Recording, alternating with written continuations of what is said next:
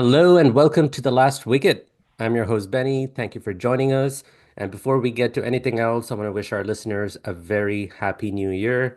I wish you a very happy and successful 2025 on behalf of the Last Wicket. May all your dreams come true. Uh, don't let them stay just dreams. Keep working hard on it because that is the advice I would give to the Indian cricket team, which seems to be in a bit of turmoil at the time of recording this episode. We'll talk a little about it, but to start off 2025, our first episode is going to be about a player who I think went under the radar just a little bit in terms of being considered as match winners by the general public. Might be open for debate, but we'll talk about all that and more. We're going to be talking about R Ashwin, who I guess now we can quote unquote say former Indian off spinner. We'll talk about his retirement, his career, and what it all means for the Indian teams, the Indian Test team's prospects, at least going forward. But first, let me get my fellow co-host on here as well. Mayank is here, and Happy New Year, Mayank. Happy New Year. Happy And New we Year, have Mayim. and we have a very special guest, Shayan. Thank you so much for joining us today. Thank you for the invitation, guys. Really Yeah, appreciate it. yeah. Why don't you tell us a little bit about yourself, especially to people who may not be very familiar with you? Yeah, so my name is Shayan Ahmed Khan, and I work at Good Areas. So I'm a writer basically for Good Areas, and I do a lot of number crunching, data analysis, and those sorts of things. Though a lot less of that nowadays. But I'd like to say that I like to tell cricket stories using data. That's basically my job description at the moment. Sounds like the perfect job, honestly. If I wasn't, doing what I do right now, that's what I would be doing. I mean, or that's what I would want to do anyway. But Cheyenne, let's get straight into it. Obviously, Ashwin's retirement mid-series in Australia got a lot of people talking. I think mainly about the timing of it all, but also just how it affects the balance of the Indian team. I just wanted to start with a very simple question, and this is, open to all of us. So, Mike, you can share your thoughts as well. I always found it curious when players decide to retire in the middle of a series. I mean, Ashwin is not the first person to retire mid-series. He's not even the first player to retire mid-series in Australia. So, Yes. I'm just curious about your thoughts on the timing of his retirement. Should it have waited till after the series, or was it his call? Like, was it the right call for him to, So retire when the I series feel was still like live? So on this, I feel like retirement is a very personal thing for every single athlete, and I feel like they should be allowed to be available for selection as long as they want, and they are allowed to call time, right? It's up to the team whether they want to select him or not.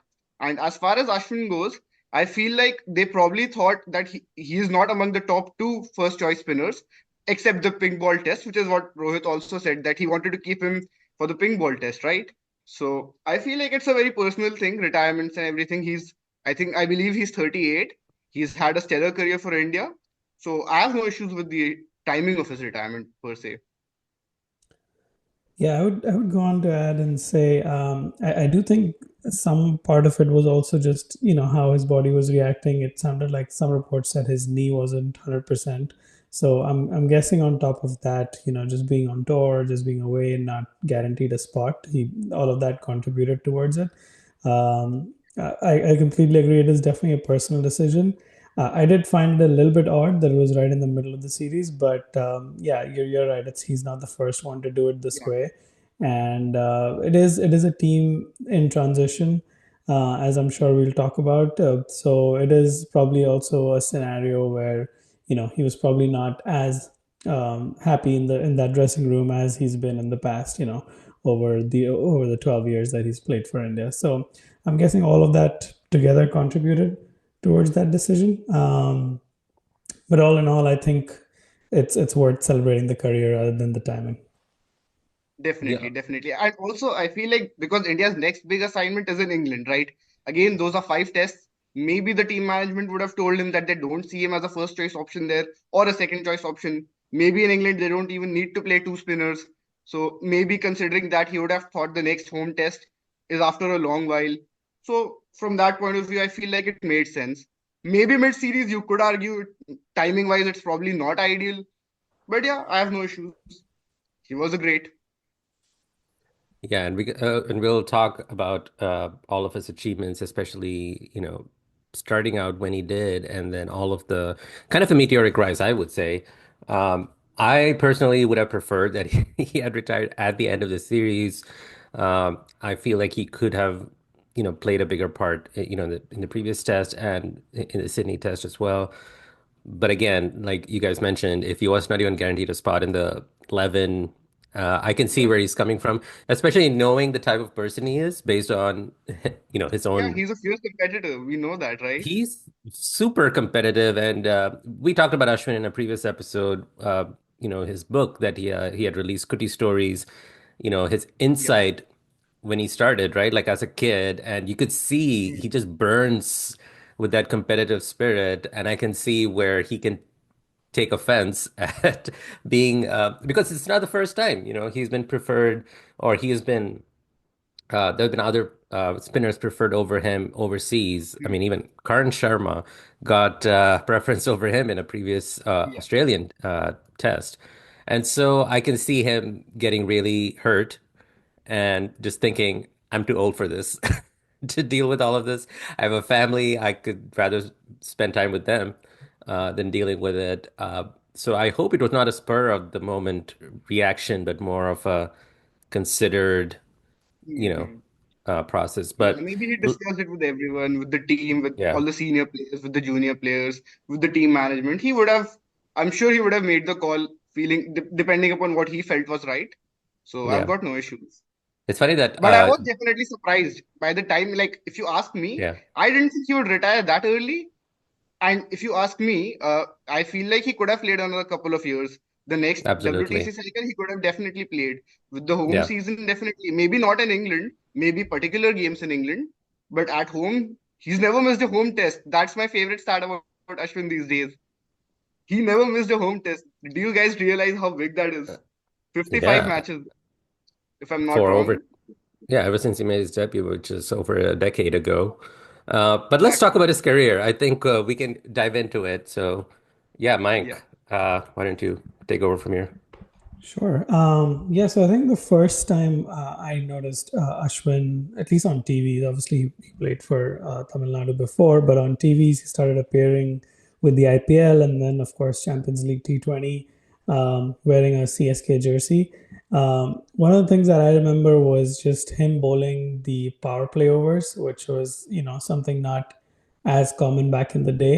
Yeah, at that point, spinners bowling early was not something that happened. But Shayan, maybe we'll start with you. What were your thoughts on this phase? Yeah, I think it was a pretty interesting phase, and you can't look past the dismissal of Chris Gayle in the IPL final, right? The 2011 final. That is something everybody remembers really well. So I think, yeah, Ashwin actually at the start of his T20 career, I feel like Ashwin was really up there as one of the best bowlers in the league, right? You could probably say that was not the case for the latter half of his career, but in terms of economy rates, he was always up there. But in the early part of his career, he was even an impactful wicket taker, I would say. And when you're talking about early Ashwin in white ball cricket, you have to look at 2011 quarterfinals, right? That opening spell, wow, he was so good. And then, of course, the 2013 Champions Trophy. Again, he played a very key role in India winning that title. So he definitely had that in him. He was a very thinking bowler. So I just feel like Ashwin in white ball cricket definitely has a great legacy. Benny, what are your thoughts as a CSK fan? I could do an entire episode on Ashwin, the CSK player. I'm so glad that he's actually coming back to Exactly, CSK. I was about to say that. I Um, was really this happy for my friends who support CSK and who like Ashwin. I was like, yeah, this is the ideal situation for you guys. Really he's good. coming back home. He's coming back home. I mean, Yeah. you can see from every time he talks about it, every time he writes about it, you can see how close, Chennai or first of all, Tamil Nadu cricket in general is for him. Hmm. Just his involvement in the TNPL, his very, Exactly. very close involvement in the TNPL just shows how much he loves Tamil Nadu cricket. And for him, and especially starting out with CSK, and now coming back to it, it's a pretty big deal for him. And yeah, so going back Yeah, to that early years, especially when he first started, first of all, back then, Muttiah Muralidharan was the spinner for CSK, right? Like exactly. it was like Yeah. we have the best off spinner in the world in our team. When I say we, it's obviously CSK. Bear Yeah. with me. Uh, and then someone like Ashwin comes along, and I'm not one who used to follow like domestic cricket a lot back then. I just knew he was uh, a cricketer from Tamil Nadu, and also very quickly I learned, and Mike knows this already, we share the same birth date and year, which to me has always been like I always like to tell my friends like our lives were just like this, just it could have just flipped, but it's obviously nowhere close to the truth. But I remember back then thinking he's not he it was not like he was bowling magic deliveries, right? Like he was a very intelligent bowler. He used to think a lot into every delivery. But when you're at least as a younger cricket fan, you want action all the time. And Ashwin was not the one who always produced magic moments like at the tip of it was not like on demand. It was always like a process where you would get to that. And so when I first started watching him, I didn't really get that sense. Sure, you mentioned the Gale wicket. Obviously, that was like probably his biggest calling card to fame at that point. But Exactly. somehow I never really saw him going past the IPL. I never imagined he would break through to the Indian team and to become the player that he did. So those early years, like he seemed very good and capable at that level. So I yeah, I was really surprised when he got the call up to the Indian team. And even then, I was thinking he'll play a few games here and there, because Tamil Nadu has a history of producing cricketers who will appear for 2 or 3 games and then go off. And I thought that would be the same thing that would happen to Ashwin. And when he got his when he got selected in the test squad, I thought again he's not going to even get a game. Then he gets a game and then goes on to just like wreak havoc from there on. And so overall, yeah, my first impression of him was that he was going to be okay, not good. And then he goes on to surpass it and become great. Yeah, definitely. Absolutely. I think obviously he's more of a test grade than say white ball cricket, limited overs cricket, ODIs and T20s. So, but yeah, that early phase for me, I think it was the 2011 World Cup. I mean, that is when I had started watching cricket back in the day, and that spell that Ashwin bowled in the 2011 quarterfinals against Australia. And growing up, I had always heard about Australia and how they were so dominant and everything. And such a spell. Now, I mean, of course, at that time, I probably didn't pay much attention to it, but now I realize how big that was. And that was probably his only game in that tournament, right? I don't think he played more than a couple of games in the 2011 World Cup. He And did in that play a quarterfinal, he really couple had an in. impact. Yeah, Sorry? you're right, Shayan. Sorry, I didn't mean to cut you, but yeah, you're right. He did play a couple maybe in the group stage, but yeah, didn't play a lot. I think Yeah, he might have played one like or two or so. three games, I feel. Right, But right, right, in right. the knockouts, at least, that was his only game, if I'm not wrong. Yes, Yeah. correct. So definitely that spell, and then the 2013 Champions Trophy final. We all remember that so well, right? And then even the 2014 T20 World Cup, right? He was so good. People often talk about Virat Kohli and Rohit Sharma in 2014, but he was also really good. Ashwin, Jadeja, Amit Mishra, India had a really good bowling attack as well. Mohit Sharma, for that matter. So they had a really good Yeah. bowling attack in 2014, right? And as we get into his India career, so obviously we talked about CSK, those early days, him showing great sparks, whether it was the Gale wicket or bowling the tough overs, power play overs. Hmm. Then I think came the one day debut. Initially it was against Zimbabwe, but then a lot of limelight on him again in the New Zealand series at home, Hmm. where Gambhir was leading. Funny enough, he's the head coach right now as he retires. And then came the test debut at Kotla along with Umesh Yadav in 2011. He was actually the player of the series in that first series that he played. Um, Yeah. That's something and we would hear as a lot of times, right? yes, absolutely, is something Ashwin that and we are player of the gonna series in a home absolutely. series. That's become like synonymous almost. Yep. And I guess the place where I really felt that he had made his spot was actually not that series because anybody comes in performs well. Obviously, it's exciting to see, especially when you've seen that player perform in IPL or in other leagues, or heard of them doing well in first class cricket. But the point where I felt like he had really registered as an India player was the away tours. Because growing up, like we were used to having spinners do well at home, but even Yeah. somebody like Anil Kumble, as great as he was, he averages 38 in Australia, and that's not anything against him. Australia is just tough conditions Yeah, that's what I for would like to point spinners. out. He really had to bowl Absolutely, on some flat wickets in Australia, right? Anil Kumble. absolutely, So that must be factored in definitely when we're talking about. yeah, And a very interesting point on this. So Jared Kimber often says that Ashwin actually bowled really well in the first Border Gavaskar Trophy, the 2011-12 one, right?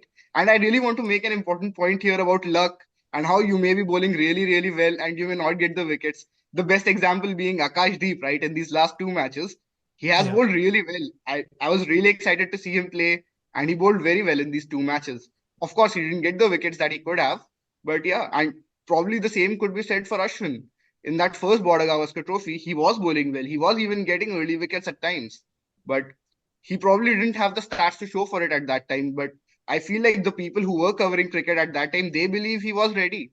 So yeah, you're right. It was those away tours where he started to really show his potential. And I feel probably when it comes to greatness and everything, that 2012 series where India lost, he even went on to say that he didn't want to lose a single home series after that, right? So that it started from the 2013 Border Gavaskar Trophy, where him and Jadeja really took like kind of say took revenge from Australia by winning 4-0 at home and then starting that whole dominance against Australia thing, right? So for me, it's probably that early 2013 phase, 2014, where I've started to think, right, yeah, Ashwin is really good. But that was at home, right? Initially, despite him showing really good talent away from home, you still thought he was very good at home. But away from home, let's see. Yeah. Benny, what about you? What do you recollect of the Test career in particular? What was there a particular tour that struck out, or where you were like, "Wow, this guy is now a permanent feature"? For me, it wasn't necessarily a particular tour, but I remember this phase where I think it's the same phase that Chan is talking about, where Ashwin and Jadeja, like they just became like money in the bank. When I first started watching, or when I first started following Indian cricket in like in the late 90s and early 2000s, we had Kumble and Harbhajan, and like we just Hmm. knew with these two there, like no team could defeat India. And when they retired, initially there was like, who will take over? Who will take over? Uh, it'll be hard for India to maintain their dominance at home. And then came Ashwin, and then came Jadeja. And I remember that phase in that same one that Shayan talked about, where like India was just like whitewashing every team that Exactly. came, not just Australia. I think England, South Africa, and we can talk about the pitches a little bit because I know that that's always like a sore topic. Whenever the legacy of the spinners is discussed, especially in India, people will bring up the pitches. Um, Yeah. but the fact of the matter is, both teams are playing on the same pitch, so you still have to Yeah. bring the quality, and that's where Ashwin was just so good. Where you can see he came into himself he came into his own because he reached his prime somewhere in the mid 2000s 2013 onwards, like 2013 to 17 I would say is where like it was like peak Ashwin, and it was just fantastic because it coincided with peak Kohli, and so we just had like for Indian cricket fans it was like golden era almost. We didn't have a lot of trophies to show for it, but I think in terms of performance, like India was just like coming into it. And then I think after the 2015, 2016 onwards, especially with Kohli as Test captain, and with Ashwin and Jadeja already having established their places, the emergence of fast bowlers for the Indian team, it was just great. That was But a yes, great phase, definitely. to answer your question, Mayank, there was no one specific series. It's funny, like how when people say for Steve Smith, like when he starts batting, he looks so fidgety, he doesn't look very settled. And then like 10, 15 minutes later, he scored like 30, 40 runs. And you're like, how the hell did he score runs already? And I think it was the same for me watching Ashwin. Like when he first started taking wickets, and he started like, he got 50 wickets, 100 wickets, and then they would throw up these stats like fastest to 100, fastest to 150. And then before you know it, he has like 200 test wickets and he's played like for a few years. And I think he just did it in a very less flashy way. I know on YouTube there are all these compilations of like Ashwin's Yeah, wickets, and so many of them are so dramatic, but they don't show the full context because prior to the wickets, he's been working on the batters. And when you watch in real time, sometimes you don't appreciate it, or at least early on. And so for me, he just almost very quietly and very sneakily, he just became a big match winner for India. And I think it was that early 2012, 2013 onwards was when he really just established himself as like, you just cannot drop Ashwin from the test side at this point. yeah, definitely. I feel like you mentioned that the pitches definitely played a part. But in that 2016-17 home season, the pitches were not very spin friendly, if you remember, right? When India hosted England and Australia and Bangladesh for that one test, in that stretch of what, I believe 10 matches, India were playing on some good pitches, and these two really had a great impact. And that's why you said fast bowlers, right? The fast bowlers had an impact. The batters were scoring big runs. That was peak Indian cricket for me. For me, Yeah. as a cricket fan growing up, that was the peak of Indian cricket in test matches. They were dominating on every side of the ball, bat ball, spin seam, everything, right? Yeah. Absolutely. I There's that particular series against England in 2016 is a memorable one because Exactly. even when England won the toss, put on 400 on the board, India would just come back and score 700. For Like they had a 600, yeah, debutant, yeah, they had a debutant score a triple century. They triple had century. Jayant Yadav score a century. They had, Yeah, everybody would contribute, and Kohli had double hundreds, and then of course, Ashwin and Jadeja and Umesh Yadav amongst the wickets. Um, exactly. Going back a little bit, one of the things that I remember discussing when we talked about Ashwin's book, I Have the Streets, was him growing up and talking to W.V. Raman about spin bowling, and that the thing that stood out to me there was very early he had an understanding of, hey, a spinner, especially an off spinner, should not be cut as well as driven, and essentially like that may seem like, okay, yeah, that's just giving, not giving away runs. But what it really emphasized was the piece about control. And I think that's where Ashwin was like a notch above all the other spinners around the world. He Exactly. just had really great control over his length, over his line, and no matter who the batter was, for majority of these 12 and a half years that he played for the Indian team, especially the test team, his control was just phenomenal. He was constantly keeping the ball in good areas. And even if he was not getting wickets, he was making sure it wasn't easy for the batter. Shayan, you mentioned, obviously pitches being a part of it. But I know there are a lot of numbers apart from the 2016-17 series or that year, which show that Jadeja and Ashwin actually outperformed the opposition spinners by a large Exactly. distance. Yeah. You could even say 2013 to 19 for that matter. I feel like India didn't have a lot of what you would call rank turners or very spin friendly pitches. They were there. Those pitches were there, definitely. There is no doubt about that. But it's not been the same case as since 2021, where the spin friendly pitches have been a lot more frequent. Right. And you talked about Ashwin's control and line and length being really good. And the funny thing is it still is, right? And even in 2024, he actually had a good year. In 2024, we looked at all the metrics, at all the numbers, and both him and Jadeja are still bowling really well. You know what has really changed? The way batters are approaching them now. They are also trying to think, okay, let's try and score quickly of them. Let's try to change their line and lengths, play the reverse sweep. If you go back and look at the numbers, batters have never reverse swept against these two bowlers as often as they did this year. So I feel like that has definitely played a part. But even then, they had a pretty good year. If I'm not wrong, Ashwin averaged around 25, 26 this year. That is greatness. You're talking about a bowler at the end of his career, and he's still getting you all the wickets, right? And we could see it in the England series. He didn't have a great start to the England series earlier in the year, but then he came back and he was so, so good. So, yeah. That's the thing with these two. They always had a way Absolutely. to work it out. Talking about those two together when they played, they had 587 test wickets at 21. Obviously, 515 of them came at home because playing away, they couldn't always play together. Yeah. Um, of course, they And I also had wonder, 4,000. sorry, Go ahead, and I Ben. wonder how much of that was a miss. I know that a lot of the time we could only fit in one spinner into the 11 overseas. And I know there are valid explanations for that, but I just wonder if India should have persisted more with playing both of them in the 11.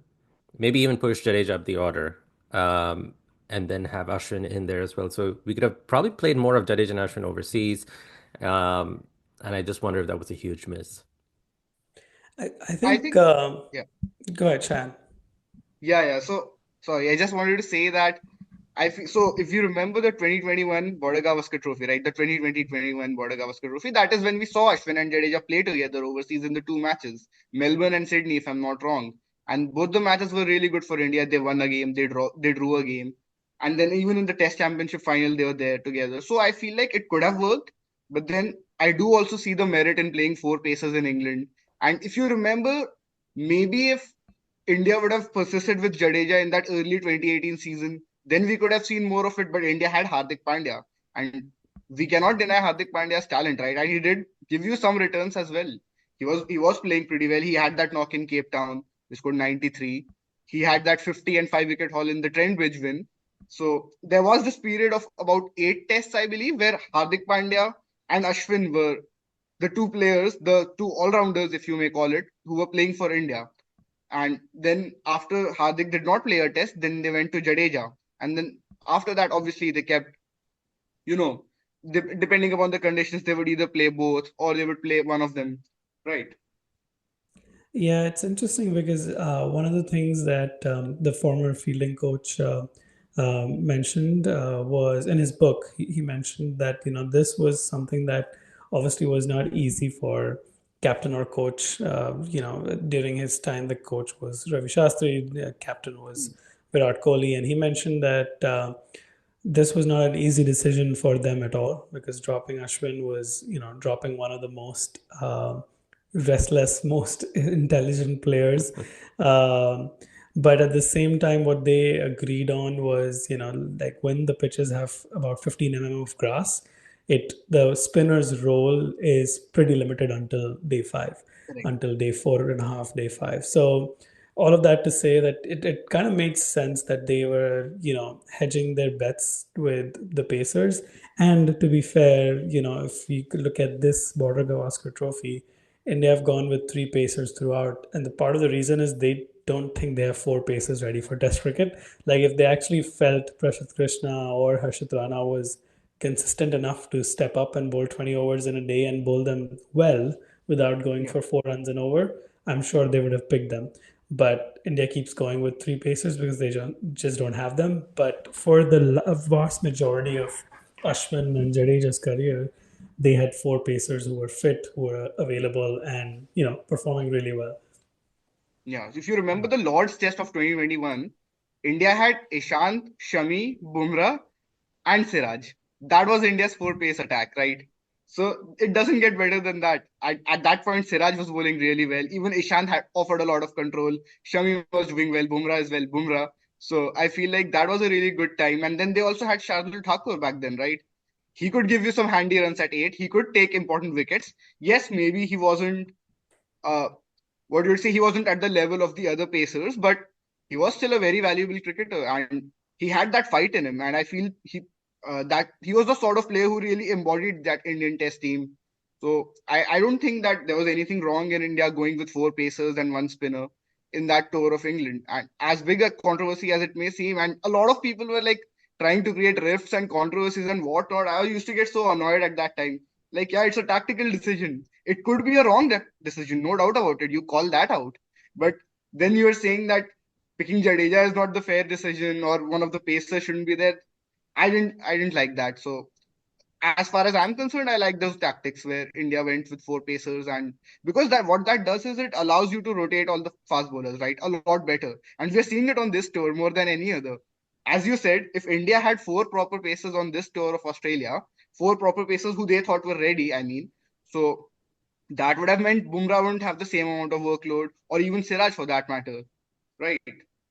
So I I think, just Absolutely. I just find it amusing when especially former players or even former coaches like Anil Kumble when Ashwin I remember when Ashwin got his 500th wicket and I think they had like a felicitation ceremony in Chennai and Kumble spoke there and he was not the first one to say it, but what he said was Ashwin should have played more tests by now, or he should have featured in more away tests.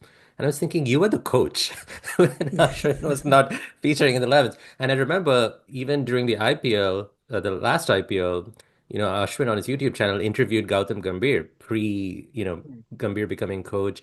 correct, Gambhir correct. said the same thing, like, yeah, you should have played more tests, Ashwin, definitely overseas you could have played more. And now that he's coach, Ashwin is not in the lineup either. And I wonder Even, if that has yeah. contributed to Ashwin just feeling like everyone says it, but nobody really puts me in the playing 11. I Even Gambhir actually, used to say, you remember that he should bat at number four in ODIs back when India had that Yeah. problem of a number four. So that was the funniest one out of all of them, where Gambhir had said that no, Ashwin should bat at number four for India in ODI cricket. That was Yeah. really interesting. Yeah, I think one aspect of it, though, I mean, obviously, coaches, and Ravi Shastri is probably a key one who says a lot of things today, which he probably didn't do as coach. So there's a lot of people who change their stances, I guess, when they're in the job.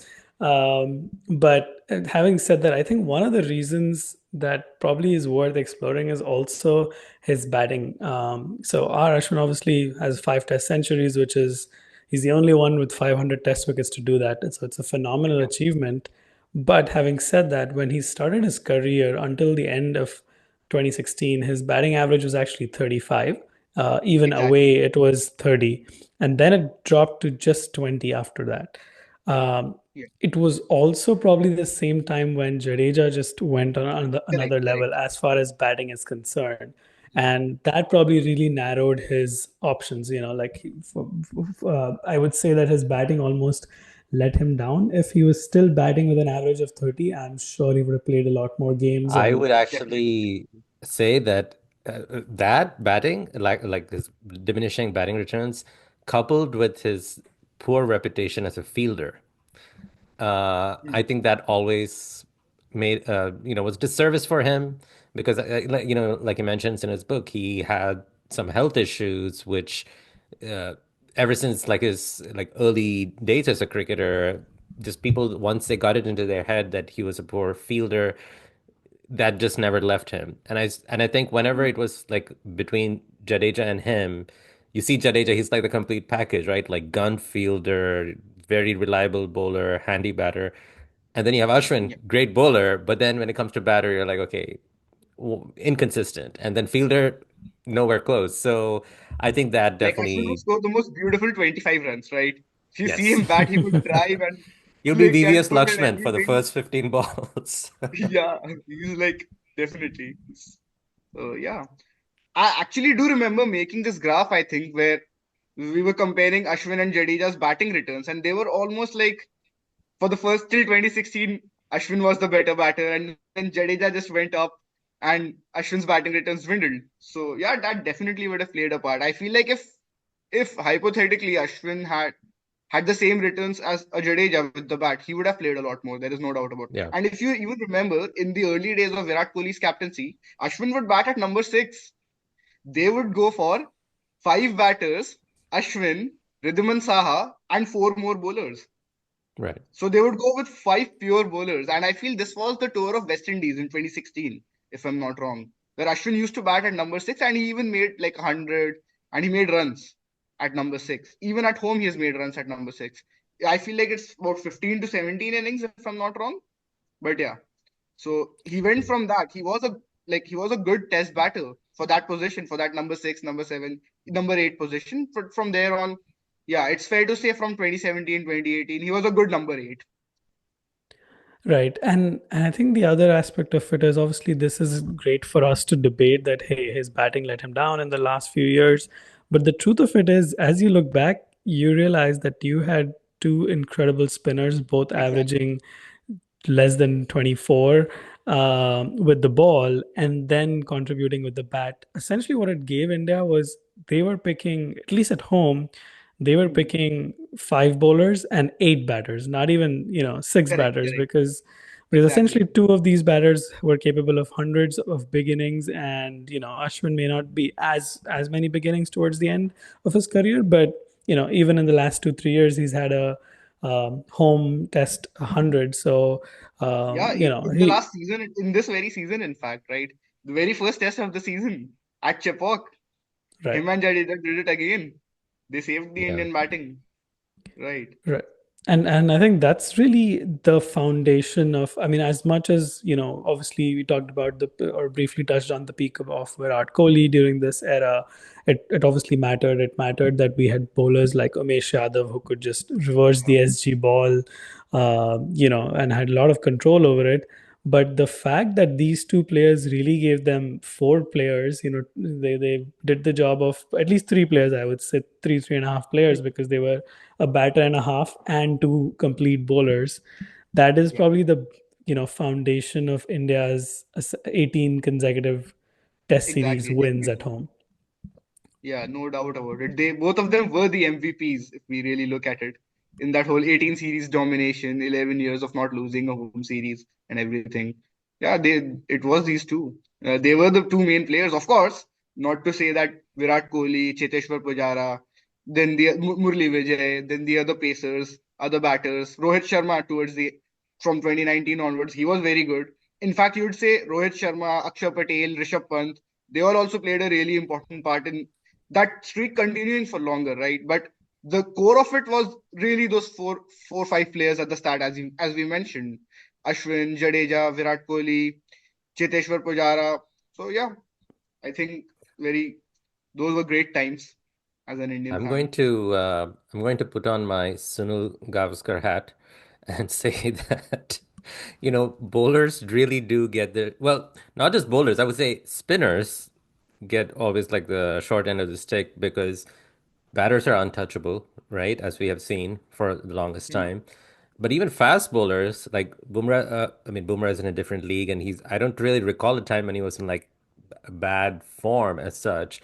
But I Yeah, feel like even with fast bowlers, we generally, maybe it speaks to the lack of quality fast bowlers we've had over the decades in Indian cricket, that when someone comes along, like Bumrah and Shami and Suraj to an extent, we just give them every game possible wherever they play, be it in India or abroad.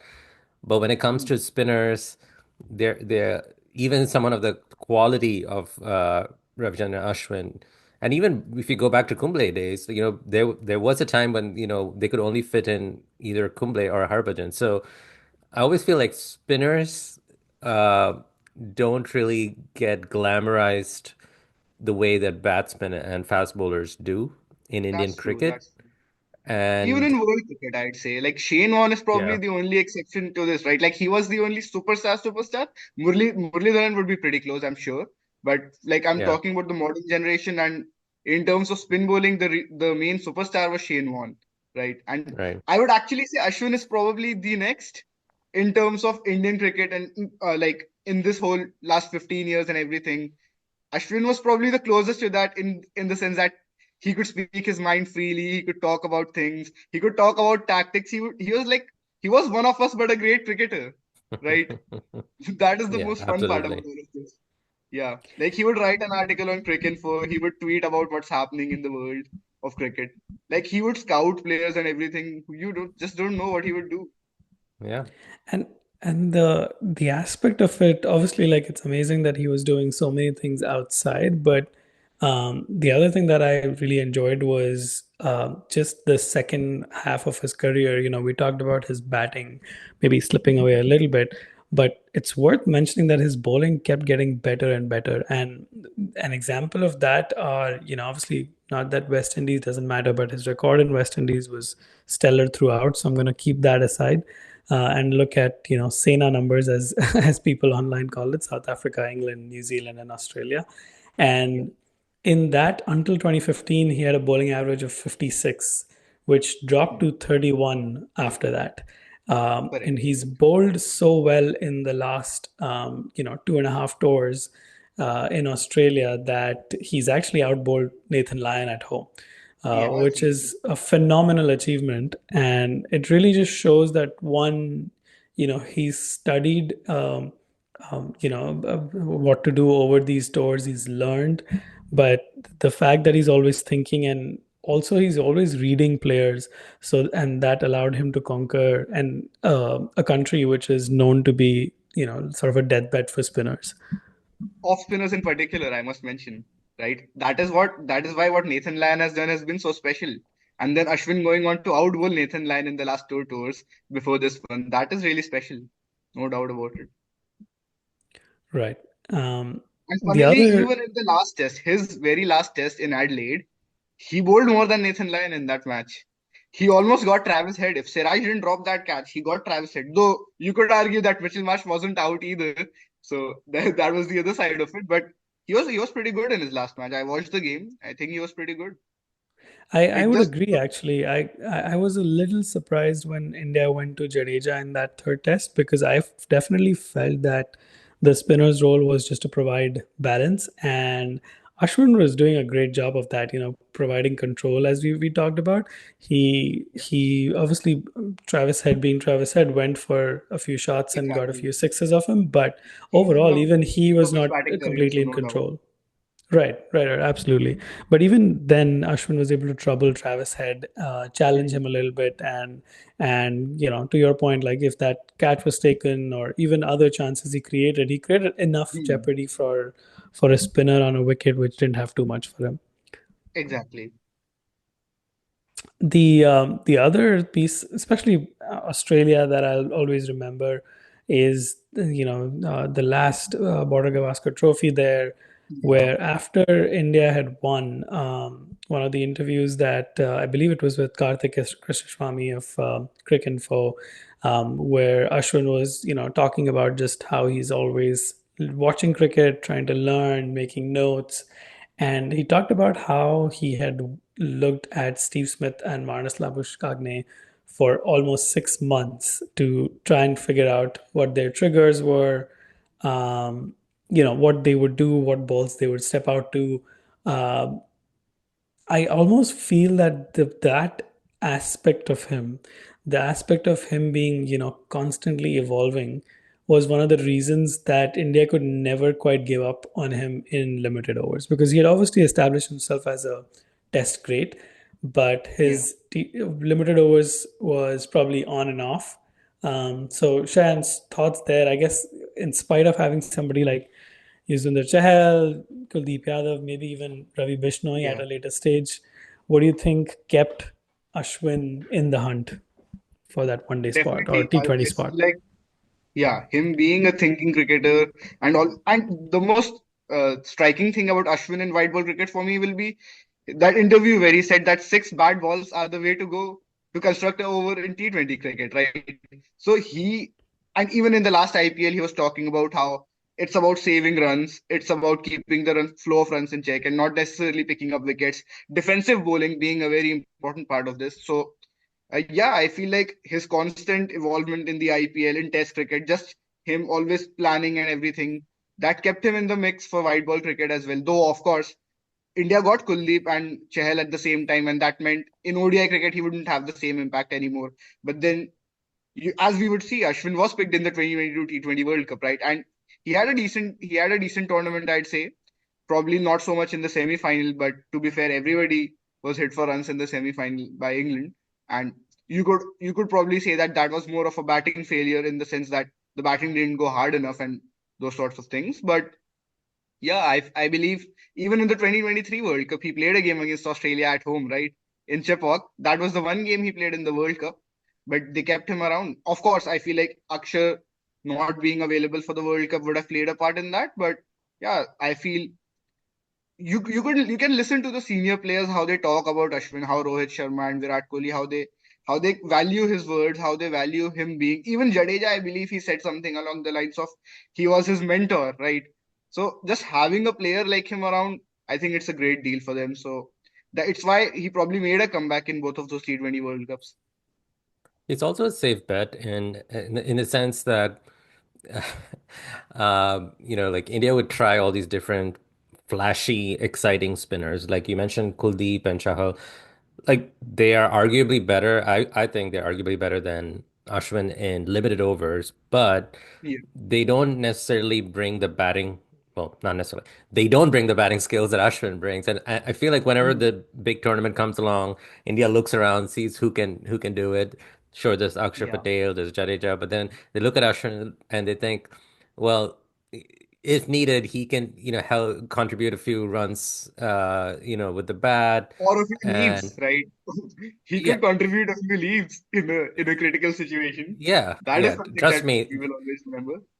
probably one of my all-time favorite Ashwin moments in international cricket. Yeah, yeah, So so yeah, you look at him and there's a sense of familiarity, there's a sense of reliability in him. That itself is a testament. Again, like I mentioned earlier, he's not like very flashy. He's not going to get those magic wickets all the time, but with him, you are guaranteed at least he's going to be economical. He's going to get like chip in with one or two wickets here and there. And sometimes that's all you need in T20 games. So T20. Yeah, that's really a testament to not just the way he thinks about the game, but just the way he contributes, even given any kind of limitations with, his fielding or batting. He still brings enough to the table that India just could not look away from him until the yeah. But last one. even with the bat, you can really say that they could have used him as a pinch blocker hypothetically or anything. Like Yeah, he just brings a lot of things to the table, right? You could probably just say his fielding was not at that level, but the same thing could be said about Yuzvendra Chahal, who I feel like again I agree with you that him and Kuldeep were both better limited over spinners than Ashwin, no doubts about it. And particularly in ODI cricket, I feel like India really moved on from Ashwin and Jadeja in that period at the right time where they even had Kedar Jadhav, right? So their all-round balance was pretty much sorted with Kedar Jadhav and Hardik Pandya, and then they had these two wrist spinners in Kuldeep and Yuzvendra Chahal. So yeah, and of course Jadeja did manage to come back because his batting really improved, and then later on he would provide a lot of balance to the team. But yeah, as far as Ashwin is concerned, I think he was not the same wide ball bowler anymore after I'd say 2016, 2017. He didn't have that level of impact, but as you said, economy was always a guarantee with him. He would not go for a lot of runs, and I feel like that's what always kept him in the mix. And if you really consider the conditions, then 2021, the World Cup was in UAE. Maybe they would have thought that, okay, he could be really useful here. Probably because of that, they ended up selecting a more defensive bowling lineup and combined with a defensive sort of like in terms of intent with the bat, maybe that wasn't ideal. So either you go for a more attacking batting lineup and pair that up with defensive bowlers or vice versa, right? And India sort of had a bit of both when they won it this time and a bit of luck, of course, yeah. with 30, India defending 30 of 30 and everything. But yeah, I definitely agree. One of the other aspects of it is obviously we talk about him being restless and trying to read things and all of that, but an underrated aspect is the ability to speak about these things because let's be honest, I don't know too many Indian cricketers who will talk about all these technicalities.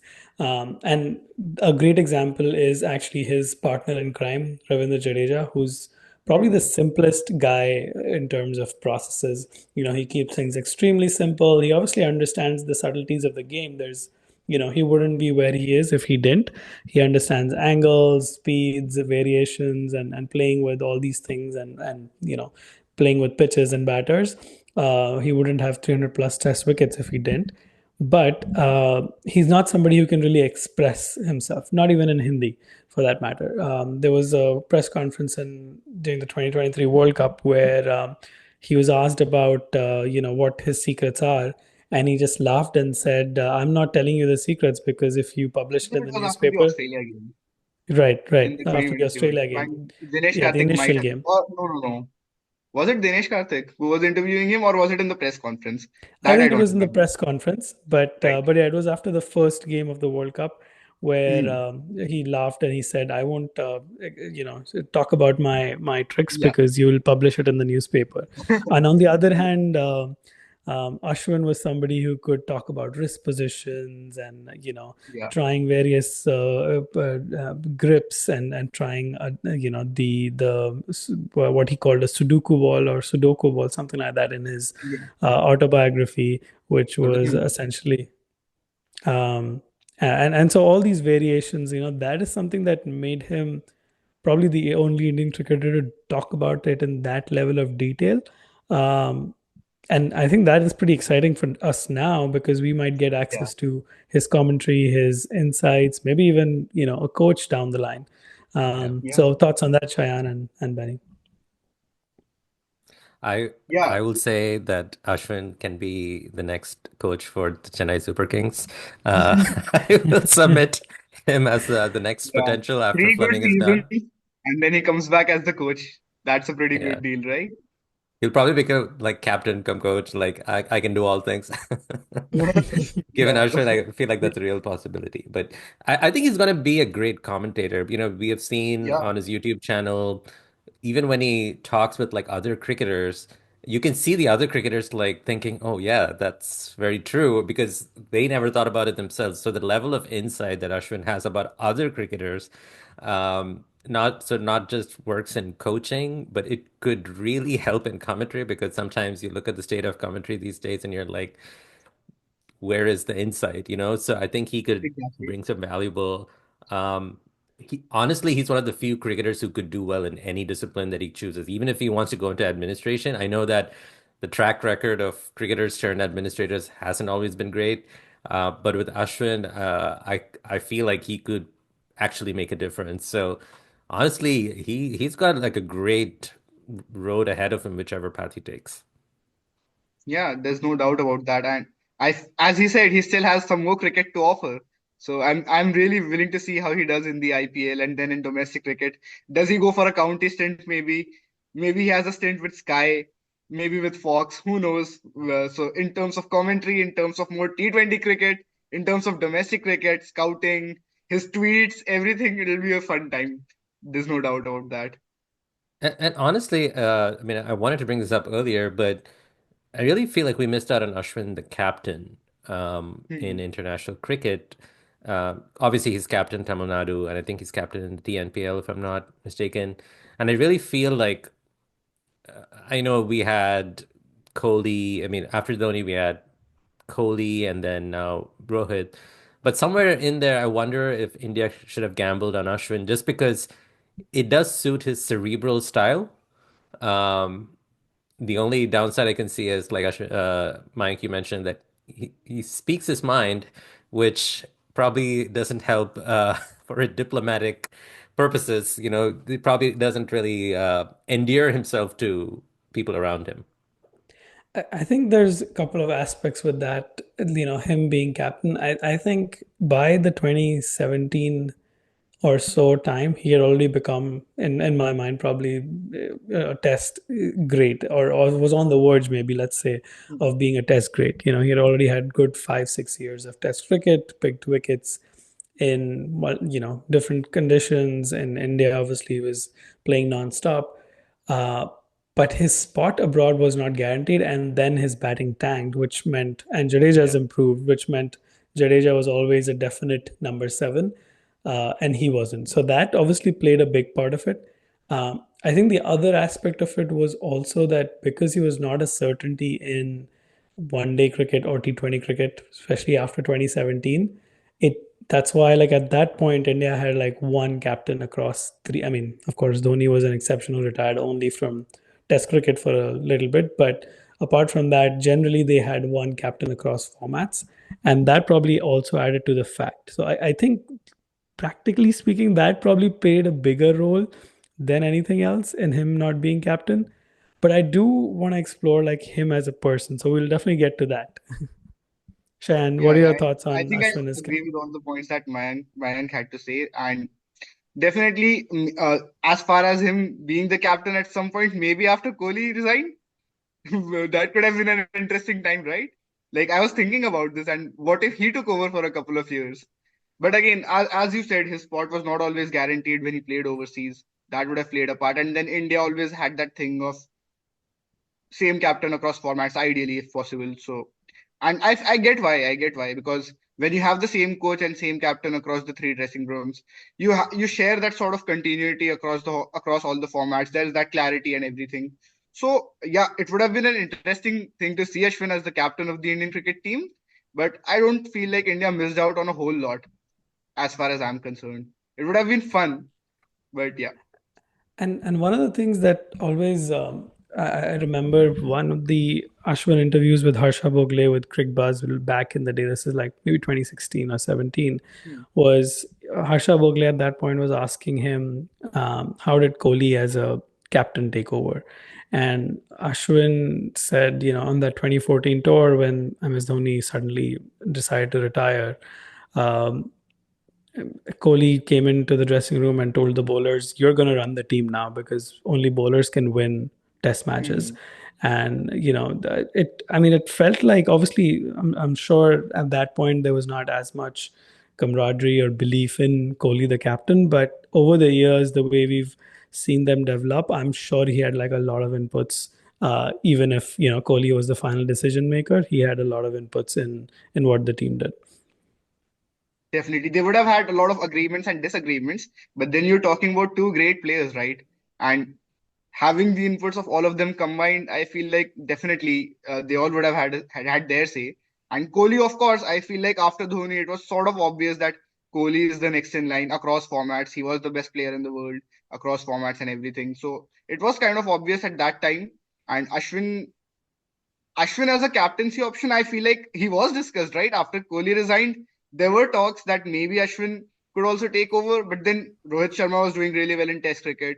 Rohit Sharma was the white ball captain at that point, so kind of made sense to go ahead with Rohit, right?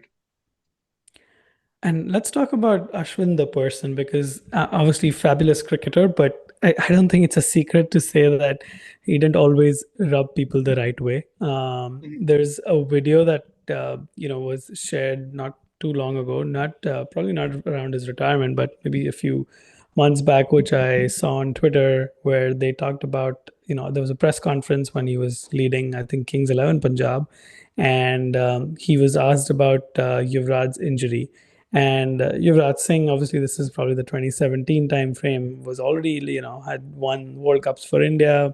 He's a legend, even though his IPL stats aren't the best.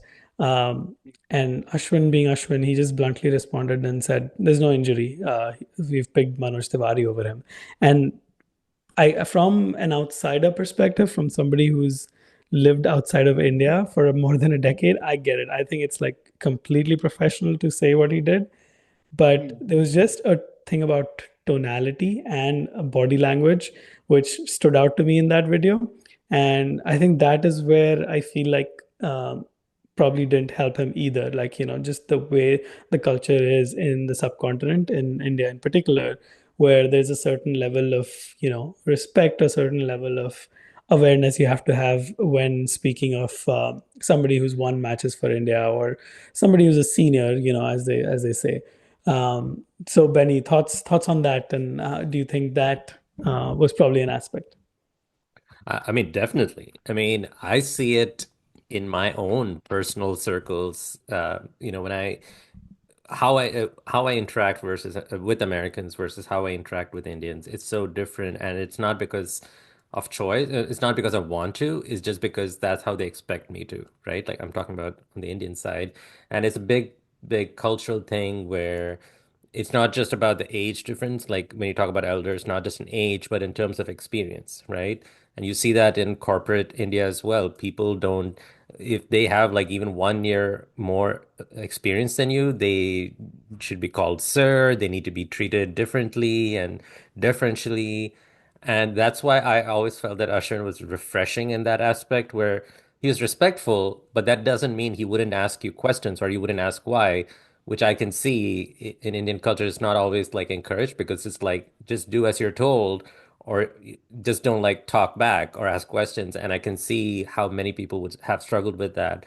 And if you have read Ashwin's book, you know that he's always been this way, right from when he was a boy.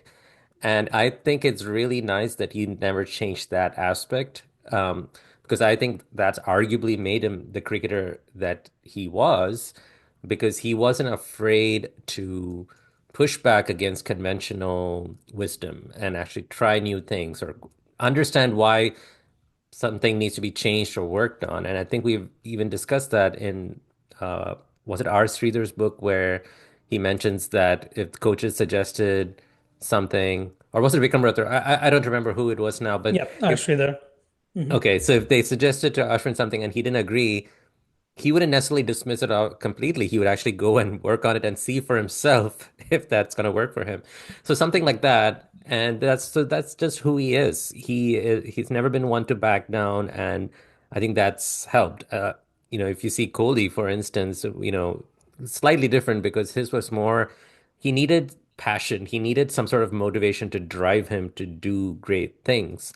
Whereas Ashwin is more on the analytical side. Now, Kohli has evolved more and become more calmer. Now, I don't know if that correlates with his run scoring. Now, if he's not able to match the heights that he did. But at least with Ashwin, you see that he has maintained the person that he always has been. And I would like to believe that correlates with his performances on the field, where he's constantly thinking and he's constantly willing to question the conventional wisdom.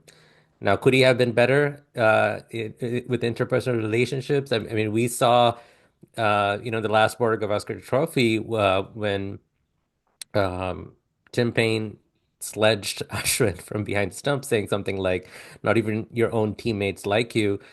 There's probably an element of truth to it, right? Because there's no reason for Payne to just bring that up randomly. It's probably an open secret that Ashwin is not everyone's cup of tea. They acknowledge him as a great player and great competitor, but they probably can't always like stand him. Um, and it's just a sad thing. But for one, I'm just glad that Ashwin didn't like change himself, especially even after the quote unquote Monka controversy in the IPL, when people were saying that he should be ashamed of himself or he'll regret it when he's done. And Ashwin was like, I honestly don't care. I completely Yeah. believe in what I did. So overall, I'm just glad that despite all of that, he never changed. And sure, you can argue like he could have been better in terms of interacting with people, but that's what makes Ashwin, and I don't think you can change that about it. Shayan? Yeah. So I just really think that as far as him being a captain and maybe him speaking his mind and everything, maybe that wouldn't have rubbed off the right way in terms of media interactions as well, right? What do you guys think about that? I definitely think so. I mean, I feel like it's very interesting because the Rohit is obviously a slightly different person when it comes to media. He's extremely relaxed, and he has Yeah. a different Very style, and it's just humorous, yeah. yeah, it's just a different personality. But if you look at captains before Rohit, like whether it was Virat Kohli, whether it was MS Dhoni, when they would be questioned in press conferences, for the most part, you would get very standard, polished, boring answers. And I honestly think, that sometimes is needed to keep whatever's brewing inside the dressing room in there. Um, Correct. and maybe that's where he may not have been the best option as captain or as spokesperson of the team, something like that. But yeah, I do think that the fact that he had it in him to that he was okay rubbing people the wrong way is one of the key reasons he was always challenging the convention. Like I remember, I think it was a TNPL where I read he tried to do a review after a DRS review. Yes. And I was like, this makes A no review sense. of a What new review is what evidence? he was trying to Yes. do. And in my head, I was thinking this makes no sense. Like, what new information are they going to have? But that's the guy he was. He was not afraid to look stupid in an attempt to try something new and maybe He find retired something out, new. right? He retired out from a He T20 tried match out. Yep, Mhm. because he one of the felt that first Riyan ones. Parag could come in and maximize the remaining balls more than he was at that point. And I feel like that he would have been one of the early few cricketers in the IPL, right? I don't Yep. remember the exact if he was the first player, but he would have been one of the first. And retiring out, I mean, now people are starting to see it this way, right? That in T20 cricket, you have to score quickly, not taking a lot of balls and everything. So with Ashwin, he was always ahead of the game. He would bat at number three at times for Rajasthan Royals, and like you could expect a lot of things from him, right? And as So far as the non-strikers run out is concerned, I feel like he has done a great job in creating awareness again, like awareness for that. And even Deepti Sharma went on and did it in England, right, in right. 2022. So at Lords of all places, right? So maybe that is Ashwin's legacy. Can we call it that? I hope so. Absolutely.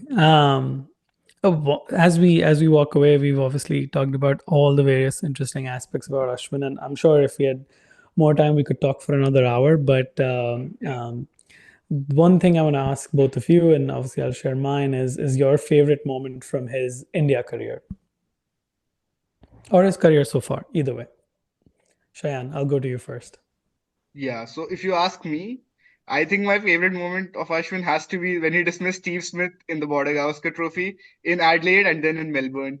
I feel like that is the hardest I've ever celebrated an Ashwin wicket or a Steve Smith dismissal as an Indian fan, and definitely those moments were really special for me. Of course, the Champions Trophy final and uh, of course, the 2011 quarterfinals, as I mentioned earlier, and then all those test wins at home, away. Bengaluru 2017 is one of the key wins for India at home, in fact, right? They were defending 189. In fact, I was watching a replay of that. I have the replay of that match, of that innings, oh, sorry, of that bowling spell. And he was actually going for a few runs at the start, but that is where Ashwin comes in, right? He always comes back. He never goes down without a fight. He took 7 wickets in that match. We were defending 189. So I believe he was really good. And those were probably some of my favorite memories. Of course, the two dismissals of Alistair Cook, right, in Edgbaston 2018, Hashim Amla 2014 semi-finals. So I sort of disagree with Benny on this that he hasn't produced enough magic balls because he did, if you ask me. And even the Glenn Phillips dismissal very recently, right? You never know. Ashwin can do that. So yeah, I think if you ask me like a one proper standout memory, my favorite memory of Ashwin has to be those two test matches of the Border Gavaskar Trophy where he got Steve Smith out. Benny, what about you? Um, I mean, Ashwin the bowler obviously has so many great moments in his career, and Shayan has already mentioned quite a few of them. For me, in Test cricket, uh, I forget the year, but when South Africa toured India, and he was just bamboozling Faf and De Villiers were getting like them bold, and they had like no clue how to counter them. For me, that just sticks out as a great example of his mastery, where he was just at peak form and players just had no clue. But overall, my favorite moments of Ashwin are again just like the cricketer that he is, or the fighter that he is. So the two moments that I would pick, well, one was actually from T20 International, and we kind of mentioned it briefly earlier, is the last his last ever T20 World Cup appearance, where he comes into bat against Pakistan, uh, in that last ball, and everyone is on edge. Kohli's playing this magical innings, and then he just leaves his delivery, which, was bowled wide. And for a second, it's like nobody could grasp like what just happened, because you would just think like how Dinesh Karthik did in the previous ball, where you would just like just needs to score runs. But Ashwin still had the presence of mind in a India versus Pakistan World Cup match where it's down to the wire to leave that ball knowing that it was wide. That just shows like the not just the thinker in him, but just like that ice cool, calm under pressure uh, cricketer that he is. That was So peak gully that, cricket, actually, if you think about it. yeah. Like in But gully again, in cricket, the if you're leaving a context wide, of, yeah, in the context of the game, yeah, can you but imagine he if that pulled was off a not, peak gully cricket moment in a yeah, T20 World Cup match, India-Pakistan at the MCG. It doesn't get bigger than that. especially if And he if just it did it was so not casually. wide, if it had hit his like pads, or like, can you Oh, imagine the I don't know. criticism that would have been against him? Yeah, yeah, yeah. No doubt So about it. for me, that's always just one of the peak. I know he's achieved and accomplished so many things in his career, Hmm. but for me, that's just a great example of the cricketer that he is, the person that he is, where he could just be like, I know it's chaotic and like crazy intense right now, but at the end of the day, this is still cricket. This is still bat versus ball. Let me just treat the ball on its merit, even if it's like the last ball of the game. And then of course, the rear guard with Vihari in the last Border Yes, I was Gavaskar going to mention Trophy, that. Yeah, where he batted that also just definitely. taking blows after blows after blows, like that again, the fighter that he is, the character that he is, Yeah. where which we could have used a little bit of that in the last game, I think. So, Yeah, him yeah, to and me, Vihari. yeah, to me that and Ashwin is more than just the bowler. Ashwin is more than just, a great Indian cricketer who took a lot of wickets. I think it's the whole package with him. These instances Yeah. where he just it was like if I'm on the field, bad ball, field, I'm just gonna give it my all, and I'm gonna do it the same way that I've been doing since my childhood days. To the end, he was always the same, and to me, that's like just great. And since we were talking about Ashwin's batting, another innings that I would like to mention is the century he made against England. Like a few matches after that, right? Everybody was criticizing the pitch and like, okay, this is not how a test pitch should be. Yeah, How can he score runs on such a wicket? And he just comes in and scores 100 in the third innings. yeah. That is Ravi Chandran Yeah. Ashwin for you, right? To wrap up, I think I'll add my favorite moment actually from that very series last year where India played at Ranchi, and this was the fourth test. We had gone down 1-0 after the first one. And although England were challenging India in the first couple of days, India came back strongly. And after the win, Ashwin was asked about it. And his reply was Ranchi is a black soil pitch, and the pitch just works a little bit differently. And that's, India is not a country like Australia where we have five test centers and we know exactly what to do at each place. So we had to sort of rewire and rethink what lengths to bowl, what speeds to bowl. And to me, that is like R Ashwin. He's always like constantly evolving and thinking about the game. And so that probably the very recent one, but probably one of my favorites as well. Perfect. Yeah, definitely. Well, on that note, I think we're gonna wrap it up. I know I had promised earlier that we'll talk a little bit about India's current tour of Australia. We're out of time, but I'm sure we'll have more to talk about after this next test because if news reports are to be believed, and again, we're recording this prior to the start of the fifth test. It sounds like Rohit Sharma might not be playing the last game, and Bumrah will come back as captain for this.